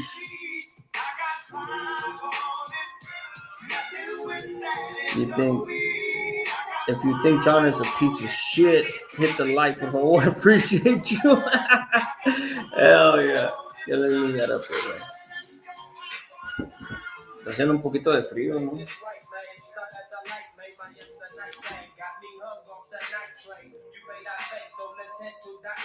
Where my shirt go?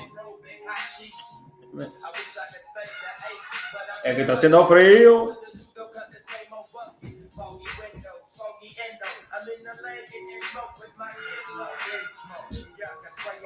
Damn.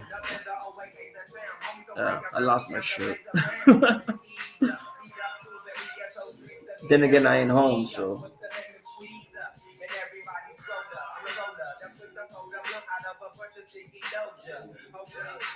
Slaughter.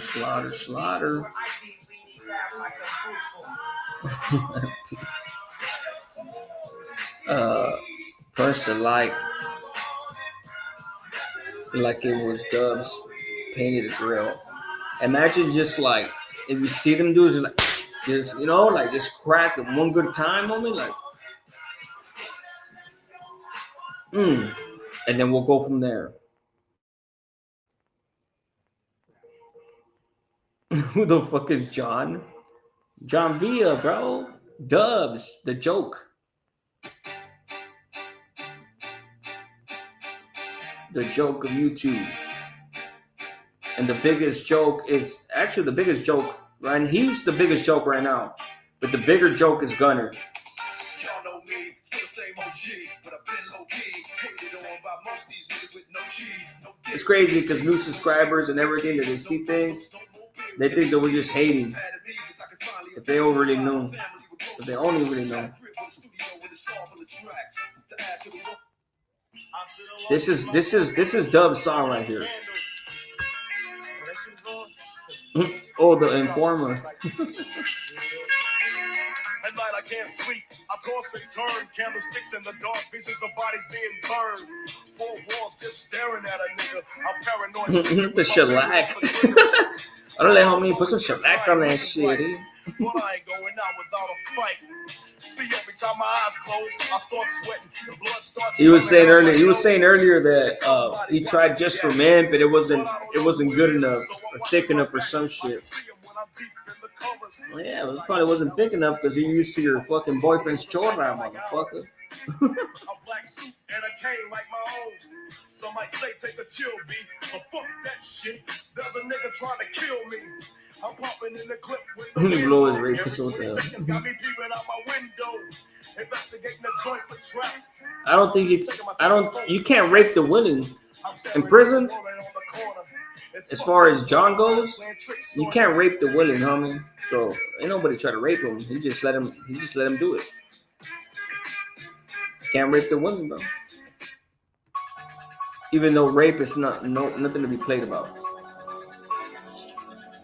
Damn, Stockton.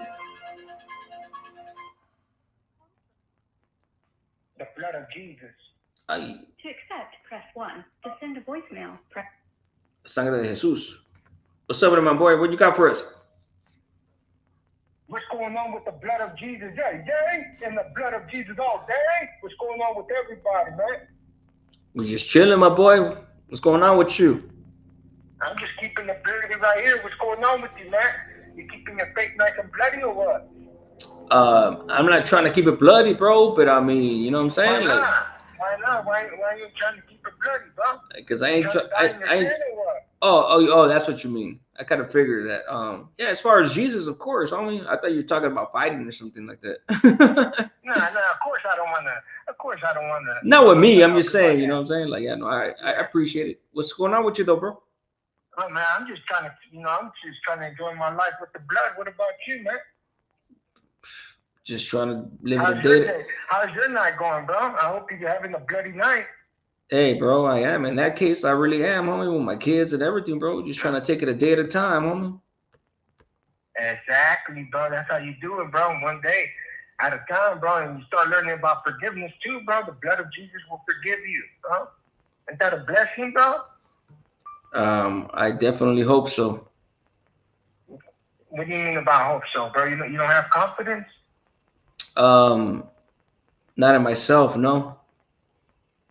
In him, of course, you don't have but not me. Oh, okay. All right, I see what you said. All right. Yeah, I could be fake and be like, yeah, you know what I'm saying? Like, in myself, bro.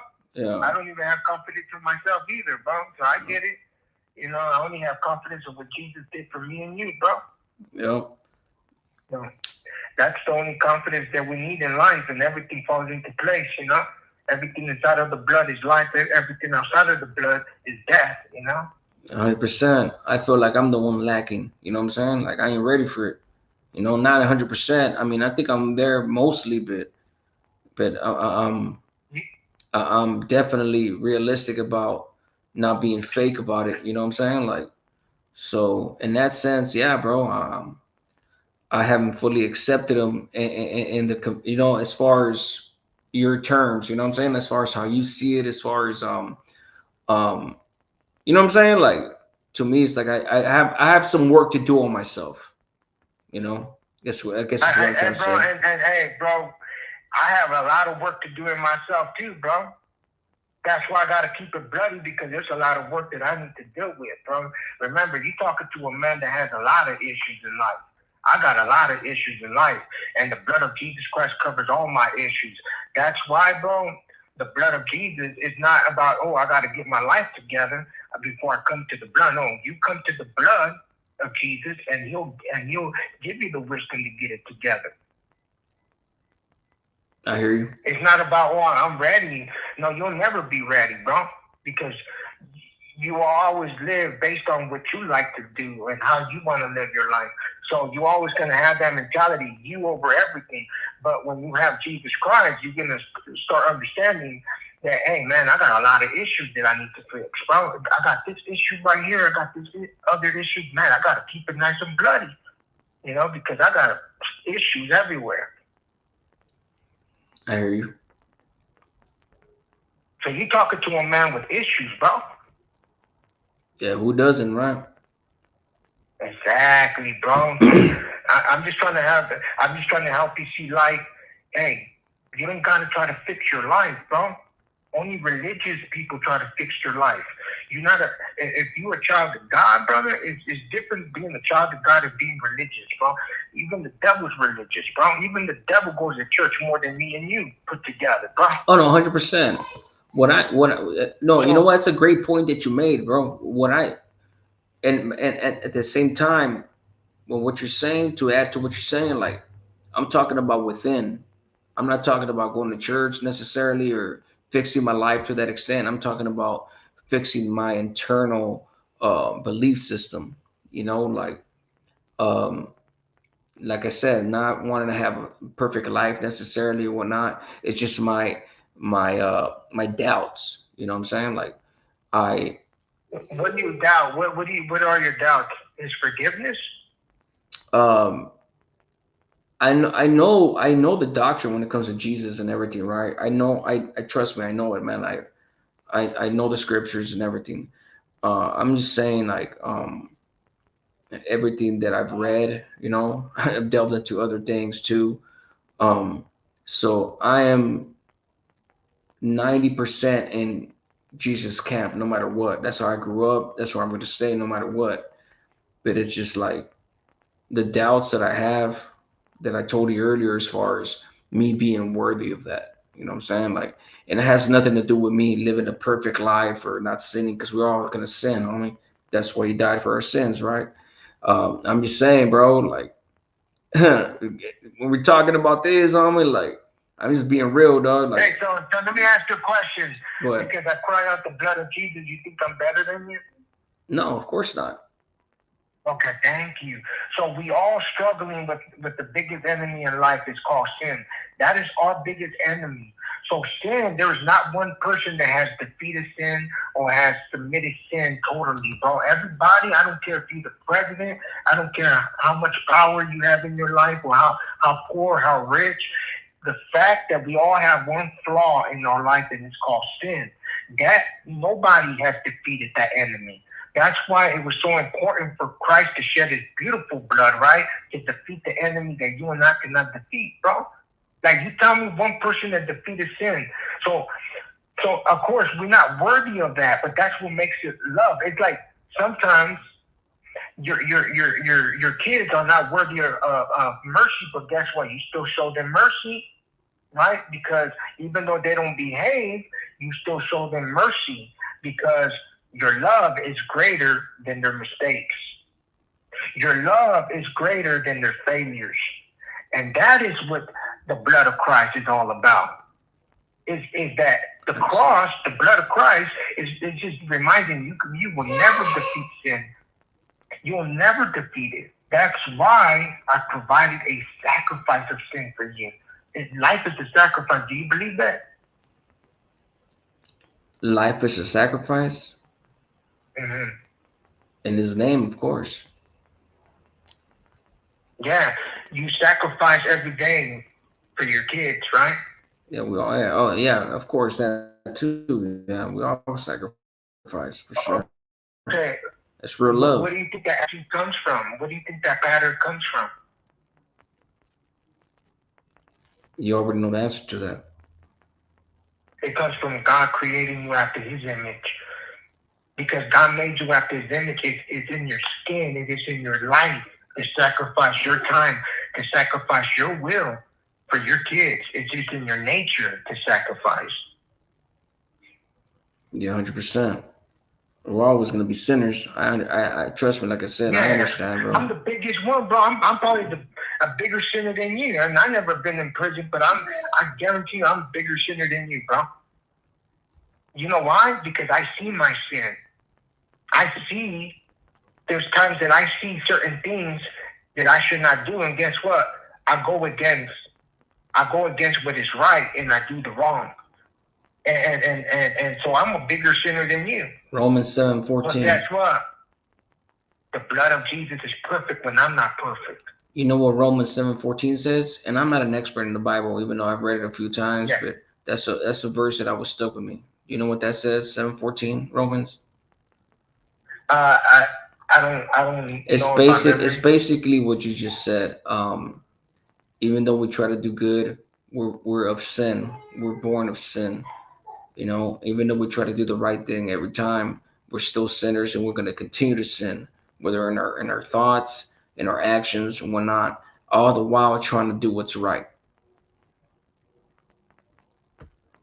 So that's why it reminded me of that verse, because basically that's what you said. We're all sinners, homie, and even though we try to do good, we're all sinners. I get it, bro. You know what I'm saying? Yeah. And there's always gonna be a war, bro. In that chapter, that you quoted chapter 7, that's actually a war between the flesh and the soul. Yep. The inner law, the law that lives inside of us, that the new man, bro. See, the old man, the old me, my old ways, right, is something that I have to, is going to be used as a test to help me grow. Because without that old man, I will never learn how to grow. So that old man is like the thorn in my life. And that man, the old me, my old reflection is something that I have to deal with daily. Why? For my own good, bro. For my own good. And that's why without that thorn in my side, I will never see the goodness of God. Without that thorn in my side, I will never understand mercy and forgiveness. Without that thorn on my side, the old man, right? The thorn of my life. That right there is needed for me to be humble, to humble myself to the blood of Christ, man. Yeah. I appreciate what you're saying, bro, but I'm going to be completely honest with you. I have a relationship with my creator, right? And I'm glad that people got to hear what you're saying, right? And I respect your beliefs and everything. For me, bro, obviously, I mean, you don't know what I've been through necessarily, just like I don't know what you've been through necessarily. You know what I'm saying? We could all say, of course, and it's true, we're sinners and all that. Um, at this point in my life, bro, I feel like just everything that I've been through and everything that I've read and studied up on and everything like that, it's brought me to this point in my life. And even you jumping on and talking to me, I appreciate, because it's just another piece to the puzzle of my life. You know what I'm saying? Like some more food for thought for me to continue on my journey. Um, I already know how I'm gonna proceed. Um, just like religion obviously has a very infamous a history on this planet. From the Catholic Church to whatnot. What have you.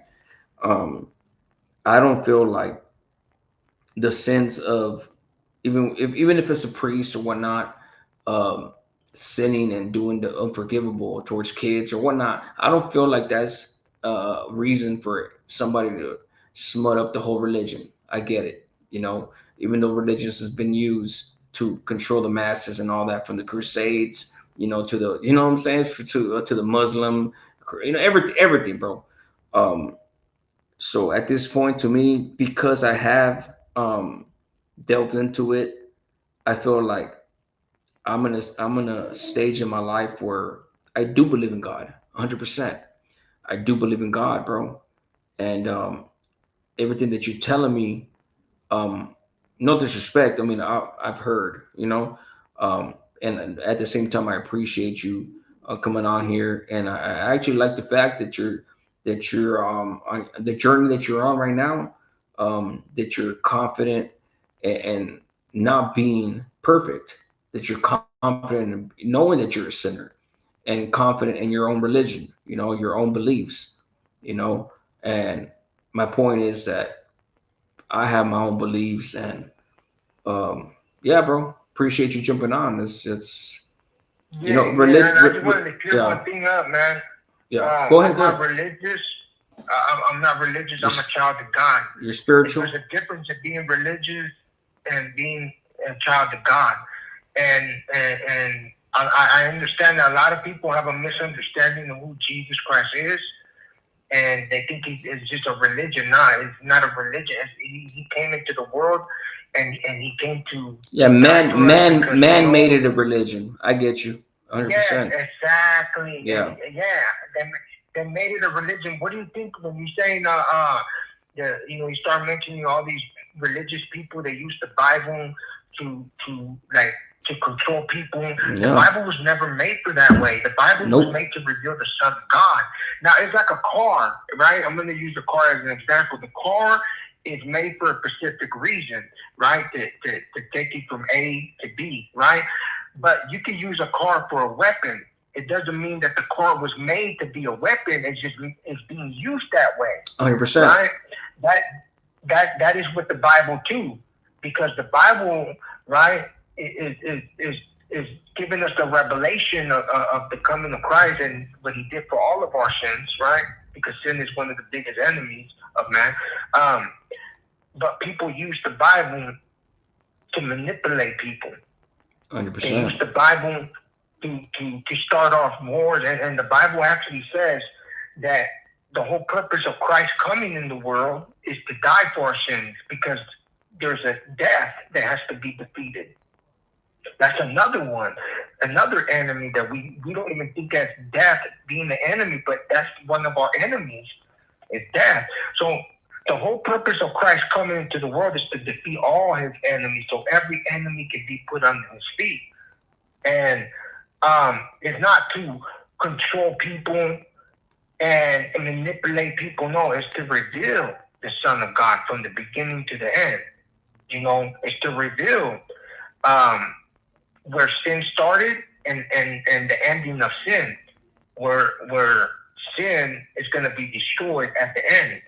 So that's the whole purpose.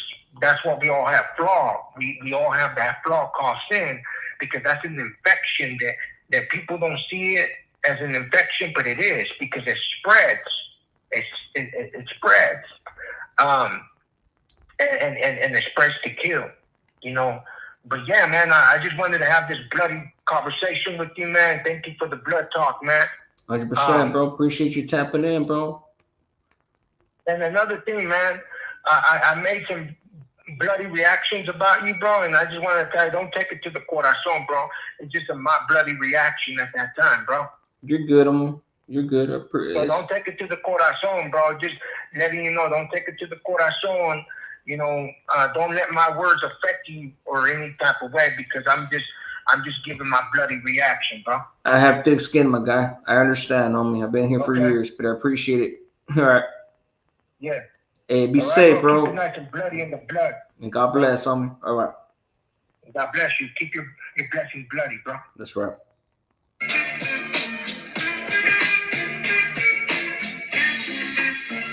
I make big money. I drive big cars. Everybody know me. It's like I'm a movie star, but late at night. Yeah, when it comes to religion, man, I have very strong beliefs. You know, I kept it respectful with him because I know he has his beliefs. Just like I am very knowledgeable in politics, I am very knowledgeable in religion. Like I said, from the Crusades to the Persian escapades, everybody that was put to the sword, everybody that was converted into certain religions, from the printing press, like I say, everybody that was put to the sword, bro. Imagine fucking medieval times, everything. Man, you couldn't even read. Homie, reading was only allowed. Even kings and queens didn't know how to read, man. The scribes had to do all that. You know, the history of religion, man, is very volatile. You know, and man-made. So when I say I believe in a creator, I believe in a God. Like when I pray to whoever's up there. You know, I'm not naive. I've studied everything from the Torah to the Quran to obviously the Bible. You know, Lutheran. You know, every type of religions. Lutherans, Protestants. You know, Catholics. Like I had more than enough time to be able to do that, and not even just that. You know, from the Anunnaki to, you know, like, I'm telling you, man, like.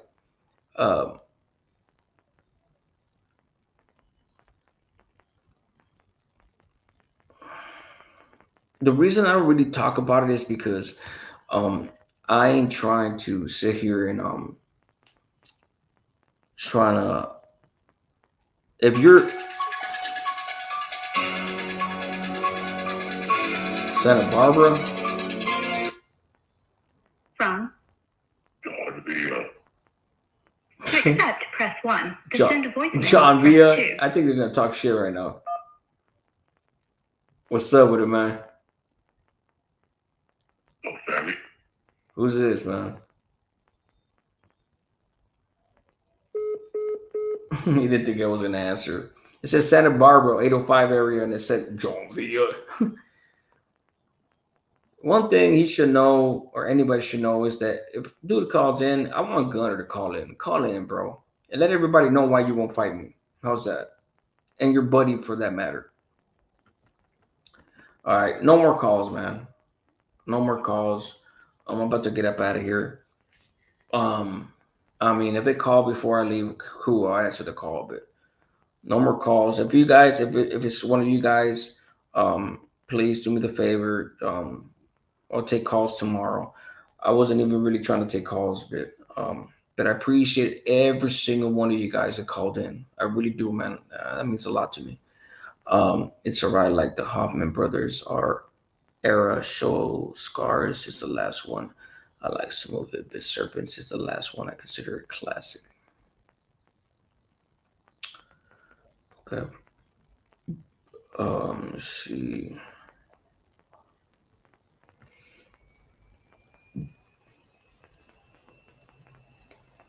All right, guys. You guys have a good night, man. Appreciate every single one of you guys tapping in. I'll see you when I see you. I don't know when I'm gonna do my next live, but it'll be either tomorrow, the next day, or whenever. You know. I definitely gotta get back to dropping content, like I always say. Sheesh, lo and behold, right? But yeah, man. I appreciate that dude calling in. Blood of Jesus. I appreciate him tapping in for sure.